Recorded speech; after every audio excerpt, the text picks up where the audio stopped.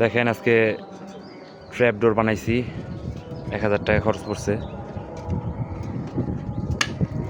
এই যেটা এইভাবে খুলে এইভাবে শুধু ঢুকতে পারবে কবুতর, কিন্তু বেরোতে পারবে না, শুধু ঢুকতে পারবে।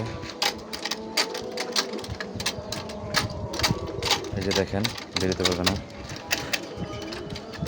শুধু ঢুকতে পারবে, বেরোতে পারবে না। বেরোতে গেলে কিন্তু এখানে এই যে এটার মধ্যে বাজে যাইতেছে, বেরোতে পারবে না, শুধু ঢুকতে পারবে। এই যে এখানে বৈশা ভিতরে ঢুকবে, এখানে বসবে কবুতর, এখানে বৈশা পরে ভিতরে ঢুকবে, কিন্তু আসতে পারবে না, বেরোতে পারবে না।